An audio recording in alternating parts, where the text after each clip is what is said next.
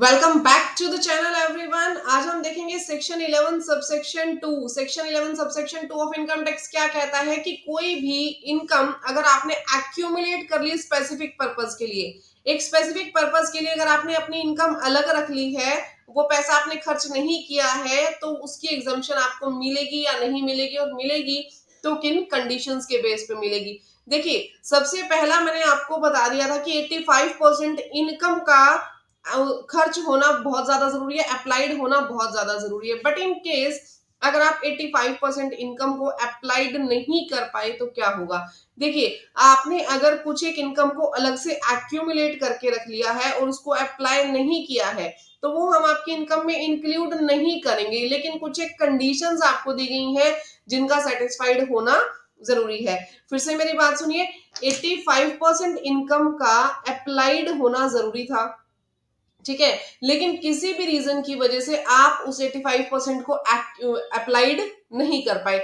और रीजन क्या था, आपने किसी भी एक स्पेसिफिक पर्पस की वजह से कुछ एक इनकम का पार्ट आपने अलग रख लिया, वो आप उस स्पेसिफिक पर्पस के लिए ही खर्च करना चाहते हैं। फॉर एग्जांपल, आपने अपनी जो बिल्डिंग है, चैरिटेबल ट्रस्ट की जो बिल्डिंग है, बिल्डिंग के ऊपर पैसा लगाना है, उसके लिए आपने उस पैसे को अलग से रख लिया कि इस पैसे से मैं इसी बिल्डिंग की रिपेयरिंग करवाऊंगा या एक नई बिल्डिंग करवाऊंगा, कुछ भी, ठीक है। तो आपने अगर एक स्पेसिफिक पर्पसेस के लिए उसको पैसे को अलग रखा है, तो उसकी एग्जाम्पशन आपको किस तरीके से मिलेगी, ये सेक्शन 11 सबसेक्शन 2 आपको बताता है।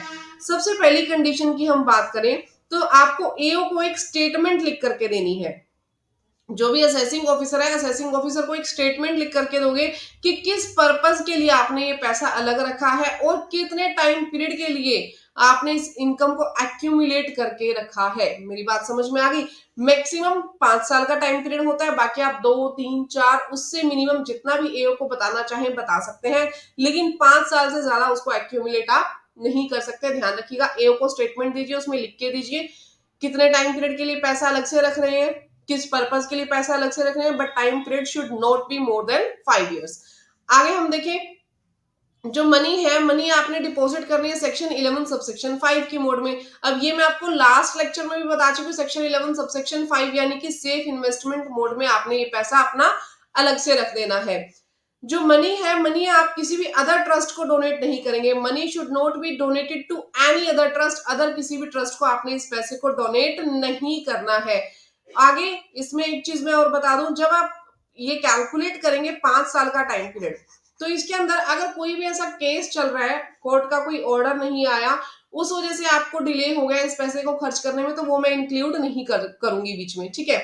जैसे कि आपने ये पैसा अपनी बिल्डिंग पे लगाना था, आपने ये पैसा कहाँ लगाना था, अपनी बिल्डिंग पे, लेकिन जहां पे इस बिल्डिंग के ऊपर हमने पैसा लगाना था, उस लैंड के ऊपर कोई केस चल रहा था या उस बिल्डिंग के ऊपर कोई भी एक कोर्ट केस चल रहा था, और उस कोर्ट केस का फैसला अभी नहीं आया था। कोर्ट ने स्टे लगा दिया कि आप वहां पे अब ये जो बिल्डिंग है, ये बिल्डिंग नहीं बना सकते, ये बिल्डिंग आप नहीं बना सकते, कोर्ट ने स्टे लगा दिया। अब कोर्ट का जो ऑर्डर आया, ऑर्डर ही 6 साल के बाद आया। आज हमने पैसा एक्यूमुलेट करके रख दिया, लेकिन उसके बाद कोर्ट का स्टे लग गया 6 साल तक, जो कोर्ट का है, कोर्ट का ऑर्डर नहीं आया, लेकिन बाद में आफ्टर 6 years ऑर्डर पास हो गया। आफ्टर 6 years ऑर्डर पास हो गया। तो मैम 6 year तो पहले ही खत्म हो गए, 5 साल तो खत्म हो गए, इसका मतलब एग्जाम्शन नहीं मिलेगी? नहीं, ऐसा नहीं है, एग्जाम्शन मिलेगी। जो कोर्ट का ऑर्डर आने से पहले का टाइम था वो आपने लेना है, बीच के 6 years आपने कैलकुलेट नहीं करने, उसके बाद का टाइम पीरियड लेना है। मेरी बात समझ में आई? जैसे 1 साल तक हमारे पास टाइम था इनकम एक्यूमुलेट करने के बाद, प्लस में 6 साल तो लगा दिए कोर्ट के ऑर्डर ने, ठीक है। तो इसके बाद हमें अभी कितने साल मिलेंगे इसे खर्च करने के लिए? 4 years हमें और मिल जाएंगे। यानी ये टाइम पीरियड, ये टाइम गैप आपने इंक्लूड नहीं करना है 6 years का। मेरी बात समझ में आ गई आप लोगों को? अगर कोर्ट के किसी ऑर्डर की वजह से आपको उस इनकम को अप्लाइड करने में देरी हुई, तो वो जो कोर्ट के ऑर्डर की वजह से देरी हुई है, वो आपने इसमें इंक्लूड नहीं करना, वो आपने एक्सक्लूड करके चलना है। यहां तक आप सभी को समझ में आ गया होगा।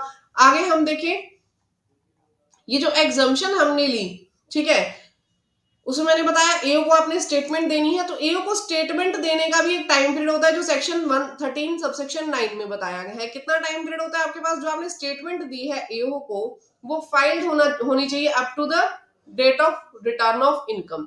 ठीक है। सेक्शन 13 सबसेक्शन 9 में से बोलता क्या है कि ये आपको कब अवेलेबल नहीं होगी। सेक्शन 11 सबसेक्शन 2 की एग्जाम्पशन अवेलेबल कब नहीं होगी, जब आपने एओ को statement return filing of income की ड्यू डेट तक नहीं दी है, या फिर आपने रिटर्न ही फाइल नहीं की है up to the due date of return of income, यानी जो बिलेटेड रिटर्न है, बिलेटेड रिटर्न अगर आपने फाइल किया तो ये एग्जाम्पशन आपको नहीं मिलेगी। आपको up to the due date of return filing तक ये जो रिटर्न है ये रिटर्न फाइल कर देनी है। बाद में अगर आप रिटर्न फाइल करेंगे तो ये एग्जाम्पशन आप लोगों को अलाउड नहीं की जाएगी। ठीक है, आगे हम आ जाते हैं सेक्शन 11 सबसेक्शन 3 पे। सेक्शन 11 सबसेक्शन 3 क्या कहता है, ये एग्जाम्पशन विड्रॉन कब कर ली जाएगी, ये एग्जाम्पशन आप लोगों की वापस कब कर ली जाएगी। अगर इनमें से जो मैं आपको कंडीशंस बताऊंगी इनमें से एक भी कंडीशंस आपकी वैलिड हो जाती है, इसमें से आप एक भी कंडीशंस के अंदर अगर लाई कर जाते हैं तो आपकी जो एग्जाम्पशन है ये एग्जाम्पशन आपकी विड्रॉ हो जाएगी। सबसे पहली बात, अगर आपने अप्लाइड किया, ठीक है, if applied for the purpose other than the purpose for which it was accumulated, आपने एक्यूमुलेट किया था किसी अदर पर्पस के लिए लेकिन खर्च किसी और पर्पस के लिए कर दिया। ठीक है, आपने क्या किया, एक्यूमुलेट किया था बिल्डिंग के लिए, आपने पैसा किस चीज के लिए एक्यूमुलेट किया था, बिल्डिंग के लिए एक्यूमुलेट किया था, रिपेयर एंड मेंटेनेंस के लिए एक्यूमुलेट किया था, लेकिन वो पैसा आपने उस पे लगाने के बजाय किसी स्पोर्ट्स इवेंट के ऊपर लगा दिया या किसी अदर इवेंट्स के ऊपर लगा दिया, कहीं भी किसी और जगह आपने अगर उस पैसे को खर्च कर दिया तो उसकी एग्जाम्पशन आप लोगों को अलाउड नहीं होगी। ठीक है, नेक्स्ट अगर आप देखें, ceases to remain invested in the modes as per section 11 subsection 5, अगर किसी ऐसी जगह पैसा लगाया जो सेफ मोड के अंदर नहीं आती, यानी जो पैसा इन्वेस्ट किया गया वो एज पर सेक्शन 11 सबसेक्शन 5 के अंतर्गत जो मोड्स आते हैं उसके अकॉर्डिंग आपने पैसा इन्वेस्ट नहीं किया तो आपको एग्जाम्पशन अलाउड नहीं की जाएगी।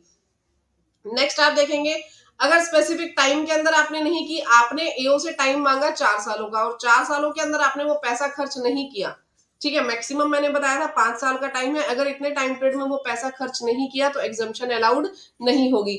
एक चीज का आप ध्यान रखिएगा, मैंने व्हाट्सएप ग्रुप का लिंक नीचे डिस्क्रिप्शन बॉक्स में डाला है, अगर आपको ये चार्ट चाहिए हो तो व्हाट्सएप ग्रुप को फॉलो कीजिए, हर एक चार्ट मैं उसके अंदर अपडेट करती हूँ।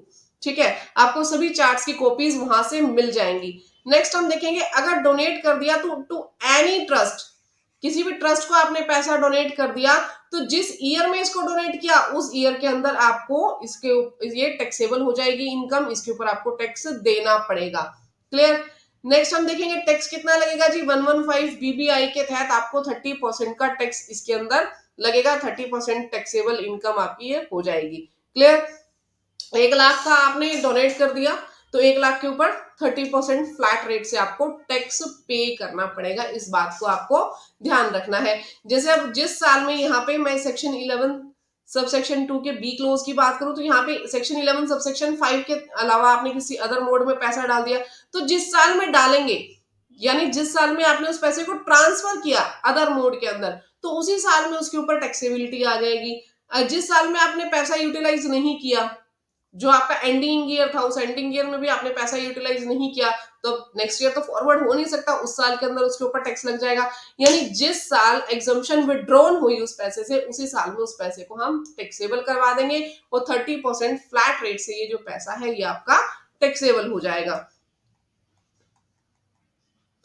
नेक्स्ट हम देखेंगे सेक्शन 11 सबसेक्शन 4/4A। देखिए, अगर आपने अभी तक मेरे चैनल को सब्सक्राइब नहीं किया तो चैनल को सब्सक्राइब कर लेना ताकि इंपॉर्टेंट इस तरीके की वीडियोस आप लोगों को देखने को मिलती रहे। बहुत इंपॉर्टेंट लेक्चर्स जो है हम अपने यहाँ पे अपलोड करते हैं। देखिए सेक्शन 11 सबसेक्शन 4 और 4A हमारे पास क्या कहता है, देखिए 4/4A की, देखिए ये क्या कहता है, जैसे कोई भी आपका चैरिटेबल ट्रस्ट है, आप उसमें एक्टिविटीज कर रहे हो, ठीक है, लेकिन बिजनेस से रिलेटेड एक्टिविटीज भी कर रहे हो तो जो incidental for the attainment of main objective आपने जितने भी इसमें काम किए उसकी आपको एग्जाम्पशन मिल जाएगी, लेकिन बशर्ते आपने उसकी separate books of accounts maintained की हो। जैसे मैं बात करूं, कोई भी एक मंदिर है, गुरुद्वारा है, मंदिर ने लड्डू बनाने शुरू कर दिए भोग के लिए और वो लड्डू जो है वो अपने संतों को बेचना शुरू कर दिया, जो भी आपके इसमें कहते होंगे, ठीक है, तो उन जो दर्शन करने के लिए आते हैं ना, वो उनको जो भी आप बोलते हैं भक्तगण को तो भक्तगण को वो लड्डू बेचने शुरू कर दिए। अब उनका मेन पर्पज नहीं है लड्डू बेचने का, प्रसाद बेचने का उनका कोई मेन मकसद नहीं होता। आप गुरुद्वारे में जाइए, मंदिर में जाइए, वो प्रसाद आपको देते हैं और उसके बदले में एक पर्ची कटवा लेते हैं कि आपने 51 रुपए का, 101 का, जितने का भी आपने प्रसाद लिया, ठीक है। लेकिन उससे कहीं ना कहीं से उनको इनकम तो अटेन होती है ना। उनका मेन ऑब्जेक्टिव लड्डू बेचने का नहीं है, प्रसाद देने का नहीं है, लेकिन फिर भी उनके पास उनसे रिलेटेड इनकम जनरेट हो जाती है। अब क्या करें? क्या इसे बिजनेस इनकम मानेंगे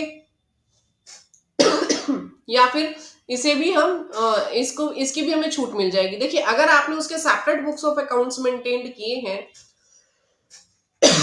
अगर आपने उसके separate books of accounts maintain किए तो सेक्शन 11 सबसेक्शन 2 की एग्जाम्पशन मिल जाएगी, अदरवाइज एग्जाम्पशन आप लोगों को अलाउड नहीं होगी, ये बात आपको ध्यान रखनी है।